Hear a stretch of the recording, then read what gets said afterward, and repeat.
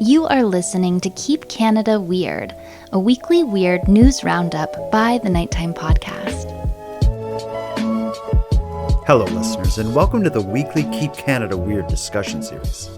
If you are new here, my name is Jordan Bonaparte, and in Keep Canada Weird, my pal Aaron Airport and I seek out and explore the more offbeat news stories that played out across Canada over the past week.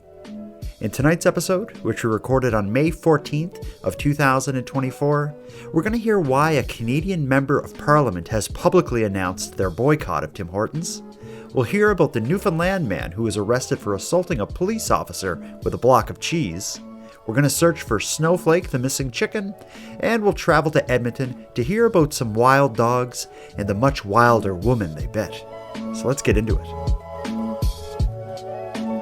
Handsome Aaron Airport, it's an honor and a privilege to work with you on this important mission of keeping Canada weird. How are you, my friend? I'm excellent. Thanks for asking. How are you? I'm good. I got a big cup of tea here. Oh, I really like that mug. Where'd you get that mug? Yeah, it's cool. I think Costco, honestly. Oh, okay. It looks like something that you painted yourself. No, it's. I guess it's supposed to have that look, but I didn't raise this mug to get compliments on the mug. This is an important and special cup of tea. While having this cup of tea, I'm going to be recording with you the best episode of Keep Canada Weird that there has ever been, and I know I say that a lot. Tonight, I know it's true. Yeah, you say it every week. You say that this is going to be the best episode ever more frequently than you go to Tim Hortons, which is very frequently. Leave them out of this because we're going to get back to them shortly. No, I got a feeling when I'm putting it all together and the wheels start turning, I can feel when something special is about to happen. Between the stories we got tonight, between the listener contributed voice memos, as well as the messages from Keep Canada Weird correspondents, nothing could go wrong. You puking tonight would not ruin this show. Oh, well, you just wait and see. I'm going to jam my fist down my throat and I'll show you. Oh, God.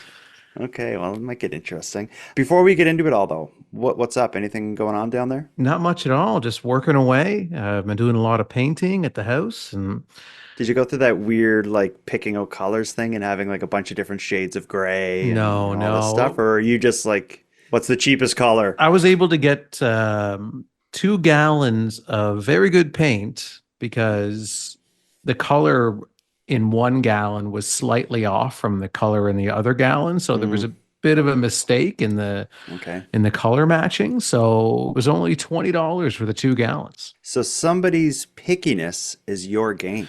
Really didn't matter to me. So that worked out great. Wow. Well, that's a fascinating story. Let's probably for good reason pass the mic on to some Keep Canada Weird correspondents and Army members. I'm assuming you want to start with voice memos. You usually do. I always do, and I hope they're painting related tonight. Yeah, it's going to be hard to segue from paint to anything else. Yeah. I just have a feeling that all of the listeners want to talk about painting. No. Last week, we covered 2 stories of rat infestations, and that kicked up some thoughts and opinions from Keep Canada Weird listeners. Let's go over to Trevor. Remember we talked about, I think you mentioned it during the show, that Alberta is the one province in Canada that does not have rats. You said that in a part of the reason it doesn't have rats is because of the work Trevor is doing. Hi, Jordan and Aaron. This is your correspondent, Trevor, out here in Alberta. I'm calling about your May 7th podcast where you guys were talking about Alberta being rat-free. I am one of the people tasked with investigating and controlling rats across the province. All of the rural municipalities, most of them, have somebody tasked with that job. As well, provincial agriculture, ag staff, have staff tasked to patrol the Saskatchewan border to do intensive control over there, as that's our most likely place they'll come from. We don't worry about them coming from British Columbia because of the mountains. We don't worry about them coming from the north because the boreal forest is very poor habitat for them. So it's really just Saskatchewan and the U.S. border that we have to worry about. We get a few reports every year. Most times it's just a muskrat or a gopher that has been misidentified, but they do find rats along that provincial border. And actually, right now in the city of Calgary, they're fighting a bit of an infestation in a couple warehouses. But they're very quickly taken care of, and they come down pretty hard on controlling them. There is no leeway for the rats in this province. So, yeah, just thought you guys might like to hear from one of the guys tasked with that. Yeah, thanks for the podcast. I love what you guys do.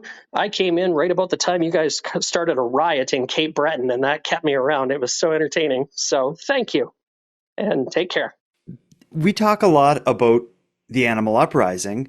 Why is it that it took this long, over a year, before Trevor decides to tell us that he's actually like a Navy SEAL in the army uprising fighting for the humans? So this guy, according to his message, is literally on the front lines. When a rat is seen in Alberta, troops are deployed, and he is one of those troops. I think that's exciting. But I'm wondering if he's making the whole situation worse for us around the country. You know, he's angering the animals. He's helping to essentially, obliterate the rat population from Alberta, and any rats that try to escape in there are obliterated immediately. In no leeway. Like, they are not taking prisoners. If there's a rat there, and he said, like, sometimes we get calls about muskrats. I bet you they kill the muskrats too. Just to be safe, yeah. Just to be safe. Yeah. There can be no questions asked. When the animals take us over, we can thank Trevor for it, I think. Yeah. Let's move on. We got work to do here. We are going to keep Canada weird with a collection. We got a great collection of stories tonight. We're going to be hearing about Tim Hortons' new woke lids. We're going to hear about the Newfoundland cheese attack of 2024. We're going to ask the question, where is Snowflake, the chicken? And then we're going to hear the story of the wild dogs, but the much wilder victim in Edmonton. Where do you want to start with this? Let's start with the chicken. Why not?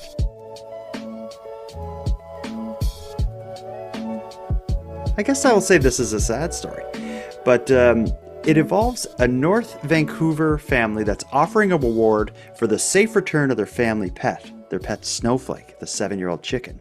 This past Saturday night, just before 4 a.m., for reasons only Aaron Airport could possibly imagine, 2 young men with t-shirts wrapped around their faces snuck into a backyard chicken coop and walked away with Snowflake. Here's the story. Using the light from their cell phone to see, in the pitch black at 3:24 in the morning Saturday, 2 young men tackle 7 latches just to break in. It took them a full minute. Like, it's a very well secured coop. Woken by the intrusion were the 4 chickens inside. Bewildered as the 2 strangers, t-shirts wrapped around their heads in a rather unconvincing effort to hide their appearance, suddenly reached in and took one of the birds away. I've predator-proofed the coop against raccoons and everything else under the sun, but I never thought that I'd need to protect the girls from people. Missing is 7-year-old Snowflake. There's a $200 reward for her safe return. She hasn't laid an egg in like 5 years. Like, it's not about, do you make eggs? In fact, none of these chickens are working chickens. They are seniors, retired if you will. They are quite simply household pets. That is why the owners are desperate to get Snowflake back. Just like anybody would want a stolen cat or dog home. She's a family member. Smith figures this was likely a bet or a dare, maybe a grad prank. Whatever the case, nobody heard the boys break in. But the theft has been reported to the police. And they carried her out as she was flapping and squawking for her little life. For now, they can only hope for her safe return. Perhaps Snowflake the chicken will reappear just as quickly and quietly as she vanished. Like I said in the introduction to that, for reasons only Aaron Airport could possibly imagine. Why the hell would they do this? It seems to be, like they suggest in the video there, it may be a prank or a dare or just some really some new and interesting drugs would fuel the idea to let's jump that fence, get in that chicken coop and grab one of these things. What the hell's going on here? Mm-hmm. I'm watching the video, and I guess the shirts around their face were the shirts that they were wearing because they're both shirtless. I know, which just makes it even look stranger. Yeah, and they're creeping in, so it's hard to tell. I mean, they look like thin, younger gentlemen. Younger, but not like kids though. This to me, it looks like Certainly not 14 or 15-year-olds, but they look like they're probably 17 or 18. I would say 17 to 21. That range there is what I'm suggesting. Yeah, sure. Yeah. Yeah, they're quite hairless too. So that's kind of, I don't know if that puts them in an age category, but they don't have hair on their chest or anything. I don't know if the police find that information useful, because I noticed. But you should call in a tip. Yeah, I'm not sure if you noticed on the chicken theft, but there's no hair on their chests. So you just have to go door to door and get young men to take their shirts off in front of you. And then if they have hair on their chest, then scratch them off the suspect list. And just go through all of Vancouver. It won't take that long, and then you'd have people maybe trying to put fake chest hair on their chests. I don't know. Well, maybe that's the only reason why the police didn't come out and say like the suspects don't have hair on their chest, is because they want to keep that as like inside knowledge that only the perpetrator would know or whatever. Perhaps, yeah. And you'd actually make a good investigator. Thank you. Yeah. Unfortunately, hairy chests are the only clue that I can pick up on. So no matter what the investigation is, I kind of look to see if I can see their chest and if it's hairy or not, and then I tap out. And I say, sorry, I've got nothing. If they have a shirt on, you're like, can't solve this. I have nothing. I can't see. Yeah, I don't see a little tuft of hair coming up the top of the shirt. I don't see anything. Yeah, there's no leads. Yeah, the winter time, I'm completely useless because everyone has a winter jacket on. So I don't know exactly. I mean, they took one chicken. They didn't take the others. There's two of them. Two guys. Yeah, two guys take one chicken, and as they walk out of the coop, the chicken's flipping out too. I felt terrible for I know, yeah. Flapping its wings, and they say the owner said, these chickens are seniors; they don't lay eggs. I can't imagine someone would steal a chicken, being like, "I'm going to take that chicken and get some eggs from it." And I also can't imagine someone would be like, "I'm going to take that chicken and like kill it and make chicken breasts or whatever with it." Fingers. It would be so much work. It would be too much work. Yeah. And fast food restaurants are still reasonably cheap. So yeah, it would certainly make more sense in every fashion to just go to Wendy's and eat their chicken fingers. But I mean, they didn't know, obviously, these hairless thieves, they didn't know that the chickens were elderly and were no longer functioning as egg layers, right? I don't know. I wouldn't know. I'm not from an egg community. Yeah, eggs. I don't like to think that they did anything with the chicken, anything bad. Like if it was a prank, I don't think they took it for food or for eggs. Two 18-year-old hairless young men aren't going to take like a chicken for agricultural reasons. I'm sure of that.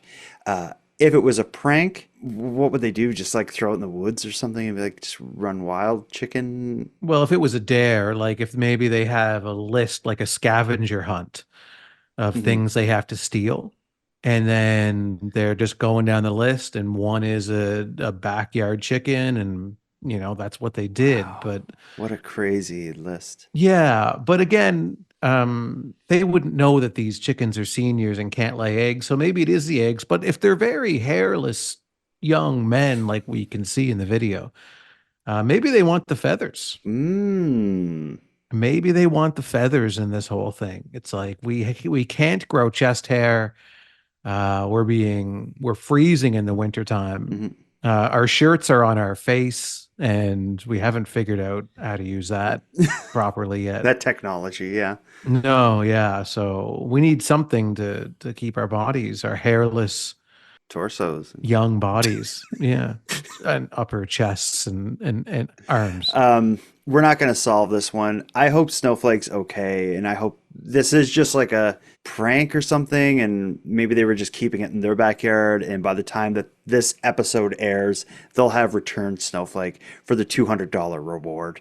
I will say, if I'm going to up that reward, if anyone listening has information that could lead to the safe return of Snowflake and are able to get these young men on the show, I will add another $200 to the reward.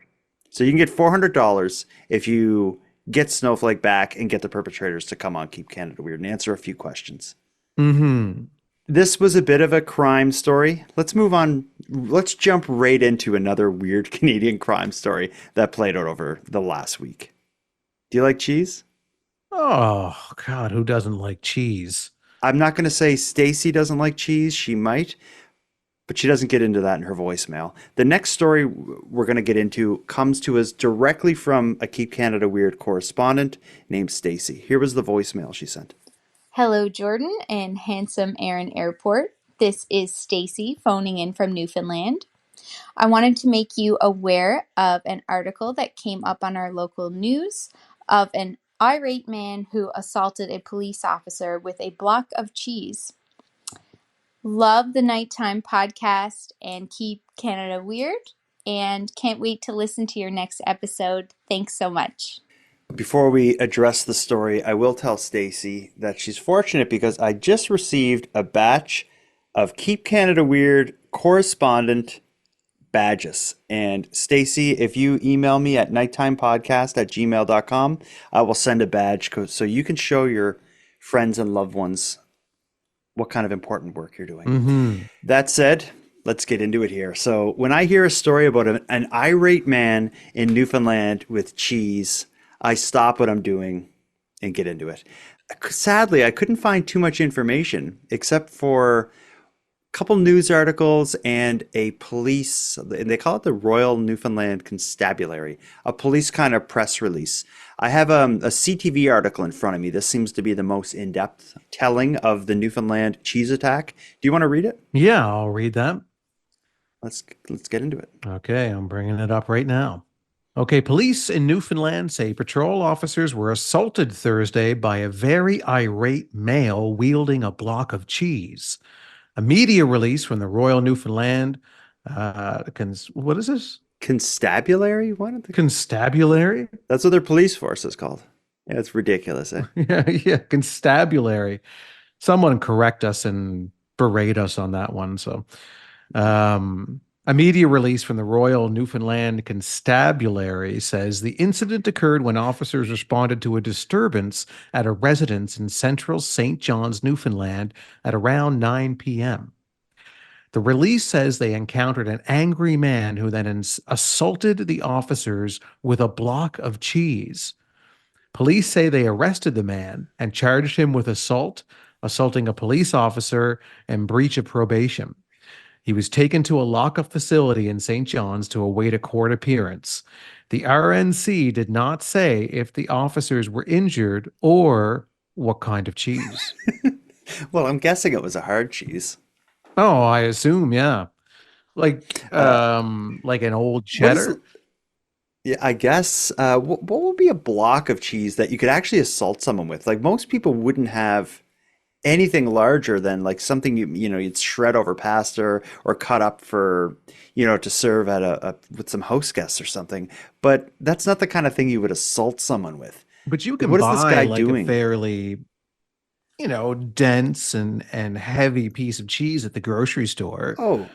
Oh yeah, but you can buy big chunks of cheese, but you wouldn't have it on you when you're in the middle of like a situation that involves police. But like, we unless don't this guy know- goes, We don't know what the situation really was. We don't have all those details. Maybe the situation brought the police into his kitchen and he was making nachos. well, that would be a softer cheese. Yeah, he melted that cheese, but he cut it from this big, heavy block of cheese. And then the altercation with the police occurred, and he had the big block of cheese there, and he wailed on them with it.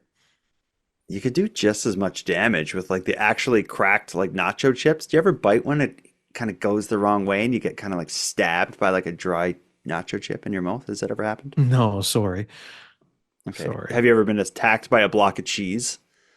I'm sure I've probably been hit with cheese before. I don't go to Newfoundland often, and this is why. Like, this is the kind of stuff that I imagine happens in Newfoundland.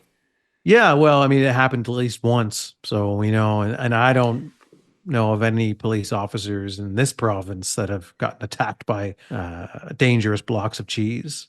No, it takes a lot of guts, not a lot of gut, a lot of like stupidity and lack of anger management, I guess, to attack a police officer.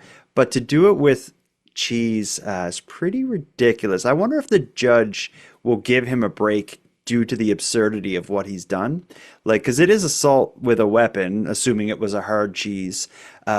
Would they be harder on you, or would they consider that it was cheese versus if you threw, I don't know, a shoe at them versus if you threw a large rock at a cop, let's say? Like, I just wonder if this guy's going to get a pass because it's so ridiculous. Because it's cheese, but it's the intent with the cheese that they're going to be looking at.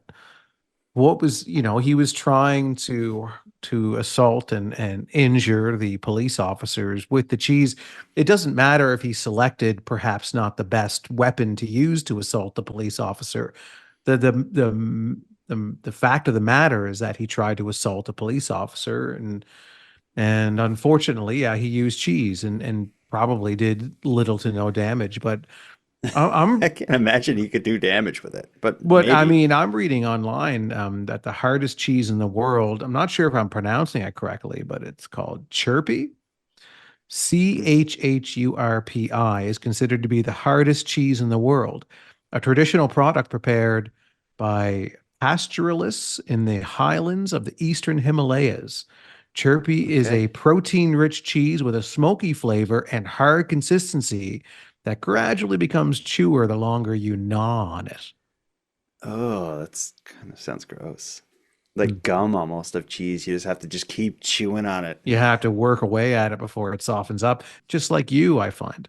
Oh? Yeah. You have this tough exterior that can be very difficult to break through, but the more someone gnaws at you, the softer you get and the more you open up. Yeah, I am intimidating at first, for sure. Yeah, physically. that's what they say at the flea markets in Value Village.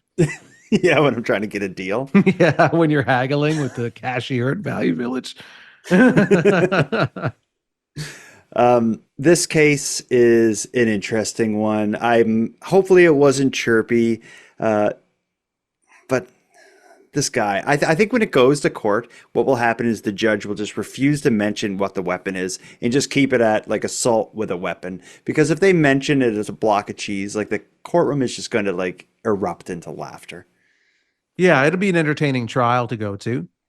And well, it would, both because of what this person did, and you can be sure that the Newfoundlander who attacked a cop with cheese is going to be a wild person in a court situation. I would like to sit in on that, but I'm not going. I refuse to go to Newfoundland. Yeah. Well, I mean, No, it's no, thank you. it's I got to take the ferry over there, and I'm not doing that. No. Let's move on to a story that I think we were onto it from the very beginning, but it is finally getting the exposure that it deserves. We're going to be talking about Tim Hortons, and we got kind of a duo of stories related to Tim Hortons. We have a story that was in the news as well as a voicemail related to Tim Hortons. Let's check in with a listener named Laura from Atlanta, who's letting us know about Tim Hortons popping up in a very unlikely spot. Hello, Jordan and Aaron Airport. This is Laura from the United States. I live in Atlanta, Georgia, and I wanted to call in and let you know that I recently learned about a nightclub that is in Atlanta. It's attached to a BP gas station and a Tim Hortons. So I think maybe you should make a trip down to Atlanta, Georgia, and maybe check out the Tim Hortons nightlife here. I'm not really sure what goes on there, but I guess we could find out together. There's I wouldn't say a viral video, but there's a video on TikTok of someone in Atlanta who is in the situation where there's It's a gas station that's kind of connected to a large, busy nightclub, all in kind of one kind of courtyard area. But just smacked in the center of this whole situation is a small Tim Hortons coffee shop. I'll play a little bit of the TikTok video so we can see this place. Here it comes. Okay. On today's episode of Only in Atlanta, come with me to the club at the gas station. Yes, you heard it right. We went to a club that is at the dang gas station, y'all. Like, these people, if you wanted to get gas in here, you really couldn't. And they're shooting a music video at the gas station at the club. If someone said, meet me at the club, and they gave me the address, and I pulled up at the gas station, I would be floored. There's also a Tim Hortons cafe in the same, like, no zoning laws. I don't know. Only in Atlanta, though. Atlanta is not a real place. Look. So there you have it. In Atlanta, for some reason, Tim Hortons has opened a coffee shop connected to a bar, connected to a gas station. Laura wants us to go down there and have some with her. Is this what it takes to bring you and I to Atlanta, or is this a hard pass? Oh, it's a hard pass for sure, but it seems like it's such a sneaky place for a Tim Hortons to be in. Like they're really trying to sneak into the United States and they want to go unnoticed. So they're kind of tucked into this little corner where there's a gas station and then a huge nightclub. But do you notice in the video, it says Tim Hortons and underneath it's like cafe and bakery or something like that? Yeah, well, I guess maybe people don't know the brand Tim Hortons. So in the US, they kind of need to lean on the fact that, it's a cafe, we make food. Calling themselves a bakery is a bit of a stretch, but... Oh, it's a massive stretch because they don't bake anything. I saw a tweet today by Andy Bowers in Halifax, and the tweet said, the only thing freshly baked at Tim Hortons is the fella that just gave you a tea instead of a coffee. Yeah. It's Tim Hortons just trying to pull the wool over the eyes of customers who know nothing about Tim Hortons. And maybe they think the gas station bar is like the distraction to just sneak in there. Just like, well, I'm sure you got all these flashing lights. Come on in, and it's normal here. Well, one thing that I do know about nightlife is that if you drink a lot of alcohol, you do get very hungry. And the same goes for huffing gas. If you huff a lot of gas, and that's how you like to do, that's how you like to spend your Friday night. Yeah. After a long work week, then you get really hungry after that too. And then there's a Tim Hortons right there. And they're calling themselves a bakery. So I think the state of mind of all of the people in the general vicinity of this Tim Hortons leads me to believe that Tim Hortons knows that none of them are going to care about the quality or even notice the quality of the Tim Hortons product. They're kind of like riding the sinking ship and serving their crap along the way on society's race to the bottom. And let that be the segue to the real reason we're getting into Tim Hortons here. Laura, thank you for bringing the topic of Tim Hortons to our desktop of conversation here. But Tim Hortons is found themselves in a difficult and interesting position here in Canada. In the past, we covered the controversy that surrounded Tim Hortons using Prince Edward Island as a testing ground for their paper lids. And both of us speculated as to why Tim Hortons would choose the people of PEI to use as lab rats. Well, as anyone else out there following Tim Hortons news will tell you, they're now testing their lids in a much more sensitive area than Prince Edward Island. They're doing it in our nation's capital, Ottawa, Ontario. And the tests are not going well with some of our country's power brokers. A social media post by Conservative MP, Member of Parliament, Leanne Road, doesn't pull any punches. In her tweet, she says, Tim Hortons used to be for the little guy who wanted a quick coffee and a bite. Now they're making pizzas and crappy paper lids. I'm done with Tim Hortons until they stop trying to push these woke paper lids that dissolve in your mouth. And she attached a video where she goes into much greater detail Sadly, she doesn't use the word woke in the video, but she does explain what she's so unhappy about with Tim Hortons. And this is one of those videos that ends with like, you know, the political party's logo coming on the screen. So it's kind of like a political statement. Here's the video that Leanne Rhodes shared in an attempt to take down Tim Hortons. Here it comes. Well, Canada, this is the last straw. I mean, lid. Really, Tim Hortons? Paper lids that disintegrate in your mouth? Come on. This is just another example of something trying to help the environment when it's actually going to have the opposite effect. If we have a plastic lid, at least it's recyclable. But this, disintegrating in your mouth as you're trying to drink your coffee? No thanks. I don't know about you, but until Tim Hortons gets rid of this paper lid, I'm done with Tim Hortons. I'm all for dunking on Tim Hortons, but that's not it. This is not someone we want representing our anti-Tim Hortons campaign. Movement, battle, whatever you want to call it. Yeah. She is the worst person that you want on your team. Yeah, I definitely don't. She is not a member of what we are doing here. She's not a part of our movement. This is the equivalent of like you and I and the listeners of Keep Canada Weird are protesting, and these riffraff troublemakers come and infiltrate our protest and make us all look bad, where we're doing important, valuable work. What she's doing is laughable and ridiculous. To refer to them as woke lids is crazy, for one. Secondly, to be like, it's just another example of like trying to do something good for the environment when it actually is going to make it worse. But she didn't back that up. How is that going to make it worse for the environment? Because if let's say the lids ruin coffee, that the environment doesn't care about that. So that's irrelevant. No. But they're still biodegradable. So what's her beef with these lids other than they dissolve in your mouth? To bring up the environment? Apparently this woman is sitting at home with her blue bags, putting in plastic Tim Hortons lids and filling them up like it's... Do you know anybody who recycles a plastic coffee lid? I do. Do you? Yes. When I take my coffee cup, like if I'm at home with a coffee, I take the top off and I throw that in the recyclables. Okay. I've never seen anybody else do that in my life. Oh, geez, I do it. My big beef with this, I think, other than just the whole tone of that video and calling them woke lids, a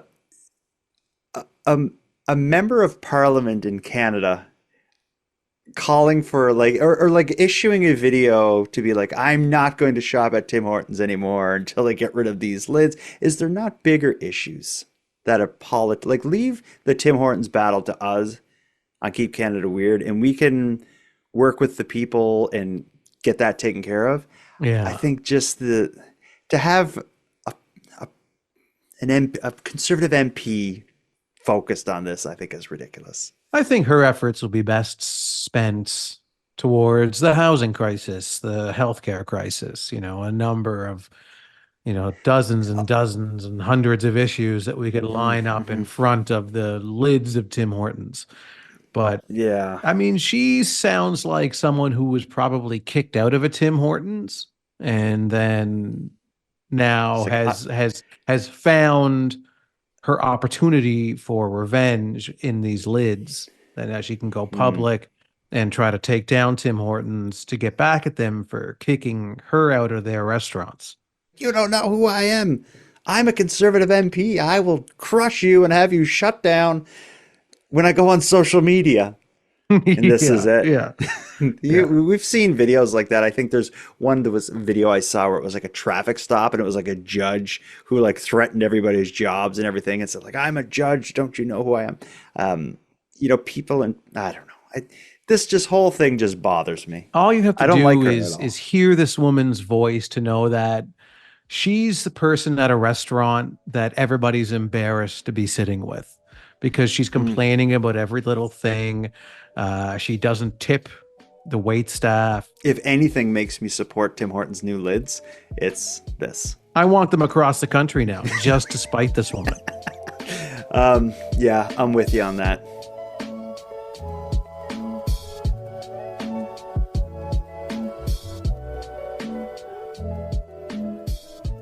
Let's move on to our final story of the night.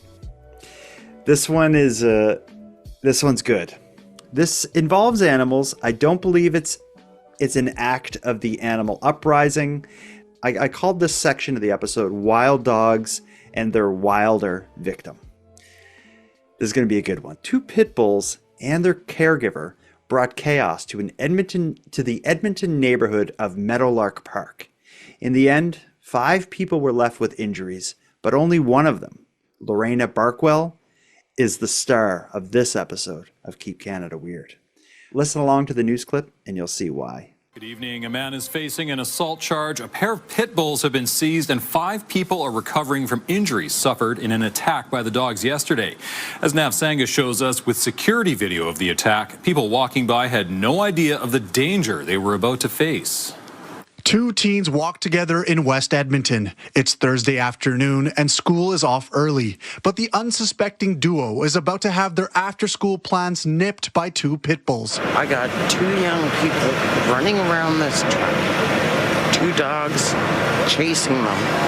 One of the teens fights back with a jacket. Then a man appears to attempt to wrangle the 2 pit bulls before he lands what looks like a punch on the teen. With the dog still running loose, the teens get into the back of a pickup. Police say a 57-year-old man has been charged with assault. They say he doesn't own the dogs, but was looking after them at the time of the attack. I came up and the dogs came around me, put my arms out, and I'm like, back it down. Lorena Barkwell lives in the area. She says she came out when she heard the commotion. When she tried to help calm the dogs down, she was bitten. This is the first time I've seen them out, and boy did they make their mark. After biting Barkwell, the dogs run across the street and appear to lunge at 2 other people. Police say in total 5 people were injured, 4 of them had to go to hospital. The city says the 2 dogs in this latest attack have no previous history of complaints. They're currently in the care of animal control. As for Barkwell, she says there should only be one outcome. Those dogs, the gray one that bit me, down. They have to go night-night. Do you see why I call it the Wild Dogs and Their Wilder Victim? Lorena Barkwell is vicious when it comes to someone messing with her. And what's her last name again? Barkwell. Is it Barkwell? It is Barkwell. Barkwell? Yeah. No. I think her name should be Bitewell because I think her bite is worse than her bark because in the video she's very calm, like those dogs. It's the first time I saw them out and they left their mark. Which is it's like a horror movie statement. And then there's another part where she's like, I went to the dogs and I was just like, whoa. Like she just tried to shut it down. And then to end the news clip with like the dogs, especially that gray one that bit me, they gotta go. Night night. Yeah. And she says down. They gotta go down. Yeah. There's only one word for what's gonna happen to them. Down. Night night. Or whatever she said. She was amazing. Yeah. I don't know if in a good way. I'm still kind of stuck on the fact that her last name is Barkwell. It's like this moment in time, this one small story about 2 dogs who were biting neighbors and things like that. This is her life's peak. This is her moment. This is her whole family history. Like this is probably, multiple generations of Barkwells leading up to this one moment where there's a story about dogs in the news and she's being interviewed. If Lorena Barkwell was willing to come on the show and talk about this, would this be someone you'd want to ask? Would you want to ask her about her name? Would you want to ask her about, just say like cool one-liners? I just want to focus on her last name and get to know her family history a bit more. I'd like her to do maybe 23andMe or some kind of a DNA test and trace the Barkwells as far back as possible and see where this comes from. But I would be worried about having her on the show because if we disagree with her, she'd want to put us down. Night. Night, Jordan and Aaron. She's something, man. I know. I can tell when I meet someone right away. I can tell when they're a character. And for her, it's like the second I saw her on the screen, I'm like, okay, here's a real one. I think dogs have probably been waiting for years to bite this woman. And they had someone babysitting them that wasn't quite watching them, left the door open. And then they're like, this is our chance. Yeah. We're gonna Well, bite and then her. they had to get her out of the house, so they attack those kids. The kids start Yeah, screaming. yeah, exactly. Yeah, And she comes they out lure just her out with the kids, of course, and then she comes, and then like there she is, Barkwell. This is your moment. I love that story because I like her so much. I you know what? I'm going to reach out to her if I can figure it out because I think there's something there. Let's start wrapping up this episode though. But before we do, you want to end on a what would you call it? Do you want to end with a palate cleanser? I found a story that's very soft, heartwarming. I think you might like it. Yeah. Do you need a let's freshening up? let's head out on the episode with something flowery and warm and sweet. Yeah, well, here it comes. Over the last several months, we've been following the story of the hockey card Holy Grail.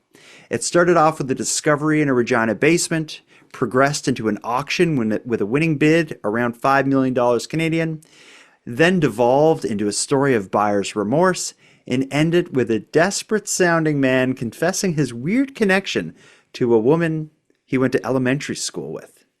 Well, oddly enough, there's another love story that's in the news that has a few similar concepts.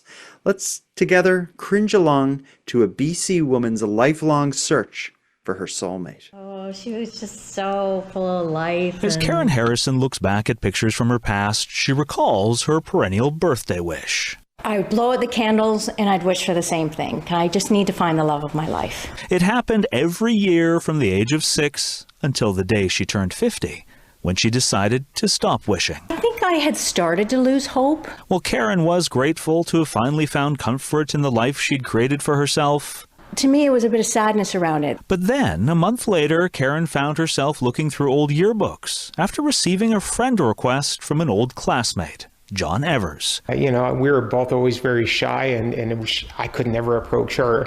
John and Karen were in grade 1 through grade 12 together, and never really friends, until decades later, Facebook suggested otherwise. I said, "Do you remember me?" And she said, "Of course." It was, a little heart skipped a beat. The connection was instant, the conversation effortless, and despite living provinces apart, Karen and John couldn't have felt closer, until, a couple months later, they finally met again.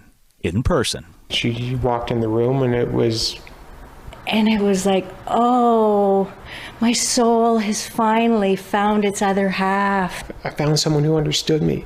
Over the next year, they moved to the same city. John proposed, Karen said yes, and then they both said, I do, 47 years after they first met. Oh, my soul has finally found its other half. Oh, my soul has finally found its other half. Yes.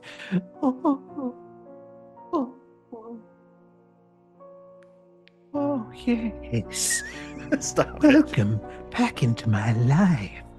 My other half is here. Finally, I've waited for you 50 years. The problem is I've been dead for 45 years. But now you're here and I'm here. I am a ghost, but you're alive. And we can finally be together because I'll kill you, then you'll be a ghost and we'll be a ghost together. Yes, my other half is here. We hear a lot about her romantic past. How did you just come out of that quick? Did that even happen? Well, she talks about how she never found love her entire life. Mm-hmm. We don't hear anything about Johnny's romantic history, do we? I was up at night on Facebook and I saw like the girl I went to school with. We started writing. The reason my last wife left me is because I messaged you. Oh man, it's yeah. People in the chat are accusing you of just being jealous that you didn't get a message from her. From her? Or from him? Or either. When's my other half going to send me a Facebook message? I'm glad they found love, even if it's kind of cringy. Is that true? Was it cringy? I thought it was. It gave me it gave me feelings, but I don't really understand those feelings quite yet. So I'll have to get back to you on that. Okay. Well, I guess you got a lot of thinking to do, and it's probably best that you're alone for a little while tonight to just think about this. So let's start wrapping this up. We've been through a lot tonight. I can't imagine getting into more than the woke lids, the cheese attack, the search for Snowflake the chicken, and then wild dogs. We've had a busy night. Any listeners who have comments about anything we talked about tonight, we want to hear from you. I have a whole stack of these Keep Canada Weird badges that I would love to send out. Send a voice memo by going to nighttimepodcast.com/contact. And when you hear your voice on the show, email me at nighttimepodcast@gmail.com, and I'll have one out to you shortly thereafter. Aaron, anything you want to say to these people before we hit stop on this whole thing? I just want to say that if in 50 years you get a Facebook message from me, you damn well better respond, because I'm looking for love. Hell yeah. Handsome Aaron Airport, until that Facebook message comes, keep a solid block of cheese in your pocket, because you never know when you're going to get into trouble. And Jordan, until next time, you better leave your shirt on, because the police might see that you don't have any chest hair. I want to thank you for helping Aaron and I fulfill our mission to keep Canada weird, but let us also call out to you for even greater support in this. If something weird happens in your neck of the woods, we want to hear about it. As well, if you have any thoughts, opinions, or feedback on anything we covered tonight, we want to hear about that as well. The best way to reach us is by sending a voice memo using the built-in tool at nighttimepodcast.com/contact. We're excited to hear from you. Now, before we part here, let me end with some thanks. First, a big thanks to Aaron for sharing another evening with me and with you, the listeners of Nighttime. A big shout out to the internet's favorite cult leader, Unicole, who provides our intro and outro voiceovers. And lastly, but most importantly, a massive thank you goes out to each and every one of you listening to Nighttime, as without your interest and your support, this show would be as pointless as it would be impossible. On the topic of support, let me thank the newest subscribers to the premium feed. Candace, Catherine, and Kaylee, thank you for your generous support. And for anyone else who'd like to help the show out, you can do it in a variety of ways. First of all, a premium feed subscription costs just a couple dollars a month, and that money funds the creation of the new episodes. But the premium feed will also give you those episodes 2 days early, get them to you ad-free, and give you access to a full back catalog of episodes. If that sounds like something you're interested in, you can go premium right now at patreon.com/nighttimepodcast.